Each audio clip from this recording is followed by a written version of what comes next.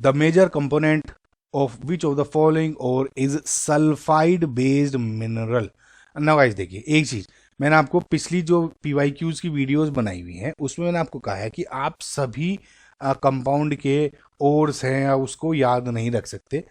NCERT में जो table है, एक सबसे बेसिक फंडा है जो एनसीईआरटी में टेबल दी हुई है, उसको आप याद कर लो और उसमें से मैक्सिमम क्वेश्चन आप करने की कोशिश करते हो। लेकिन बहुत बार फिर भी मैंने देखा है एग्जाम में बहुत बार इधर उधर उस टेबल से डायरेक्ट नहीं आते जो एनसीईआरटी में दी हुई है। तो उसका एक सिंपल फंडा है पीवाईक्यूज, प्रीवियस ईयर जो क्वेश्चन आप करते हो गाइज, उसमें जितने भी डिफरेंट डिफरेंट आपके ओर्स दिए हुए हैं उनको एक लिस्ट बना के उनका वो बना लो आप। बहुत बार गाइस उन्हीं में से ही घूम फिर के क्वेश्चन होता रहता है। मतलब सीरियसली बता रहा हूँ। ठीक है, कैलेमाइन जो पहला है, कैलेमाइन, कैलेमाइन है बेसिकली एक जिंक का ओर, जिसको क्या बोलते हैं, जिंक कार्बोनेट। तो ये सल्फाइड नहीं, कार्बोनेट का है। दूसरा है सिडराइट, ठीक है, और ये होता है आयरन का, और जिसको होता है अगेन ये भी कार्बोनेट है, ठीक है, FeCO3। तीसरा हो गया स्फेलेराइट, ये वाली स्पेलिंग हो गई स्फेलेराइट। स्फेलेराइट को दूसरा नाम बोलते हो आप जिंक ब्लेंड, जो बहुत कॉमन नाम है ना,